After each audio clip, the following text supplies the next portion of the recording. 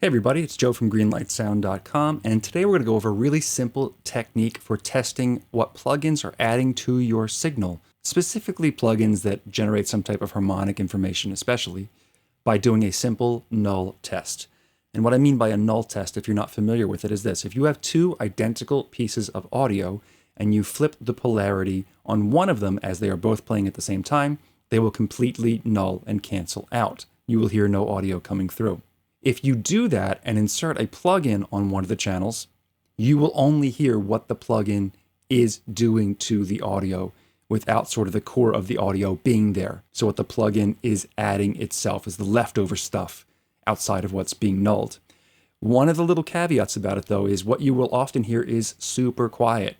And if you change anything to the gain structure, like try to push the channel fader up or put a trim plugin or something, that will kind of ruin the null because gain is also involved in nulling out. If something's louder than another signal, they will not null out. So the first thing I'm going to do is play two of the sections of audio I've got here.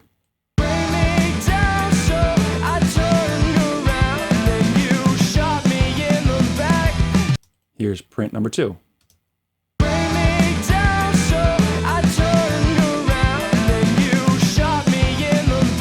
They are identical. So if I sold them both up, and take a look at the input controls in Studio One and flip the polarity on one of them and reverse that phase. Now I play the audio and nothing happens.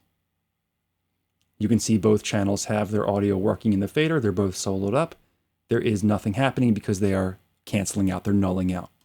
So now I'm going to activate Slate Digital's virtual channel from VCC.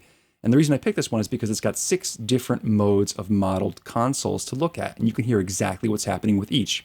We've got the Brit 4K-E, which is an SSL 4000E series, Brit 4K-G, SSL 4000G series. USA is the API console, Brit N is a Neve, this symbol here is a Trident console, and an RC tube is an old tube console. Now, like I said, you're going to have to turn up your volume on your monitors or turn up the volume on your headphones to really hear what it's doing, but I'm going to play through these and you're hearing only what VCC is adding to the signal.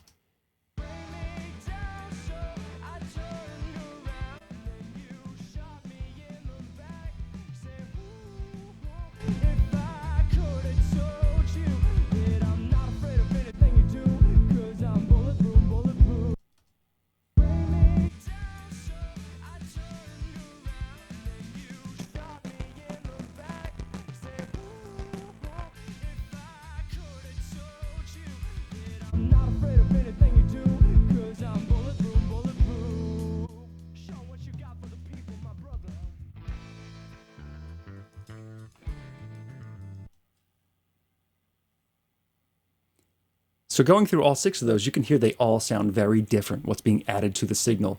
The SSL 4000 is kind of an upper mid-range thing. This has a more of a low range. This is a low mid bump, real big low boost for the Neve. That's a real common characteristic of Neve consoles, kind of that big fat low end. The Trident has like an upper mid-range bite to it, and the RC tube has some clipping going on. So next, I'm going to mess up the gain structure, but I'm going to push this up a little bit so you can hear it a little bit more clearly without turning up your monitors or headphones.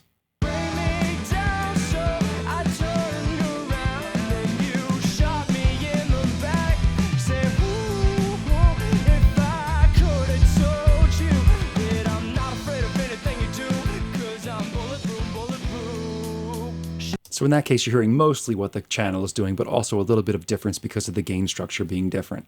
And you can really do this with any plugin you want. For example, if I bring in New York from the Virtual Tube collection, you can hear what that's bringing.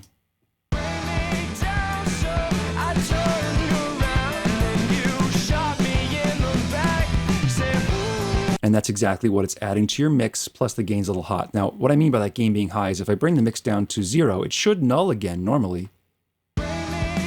But it will not because we push that fader up a little bit. In order for this to null again, we've got to bring that fader down to 0 again. And now it's completely nulled. And if I bring the mix in, you're only hearing what this plugin is doing.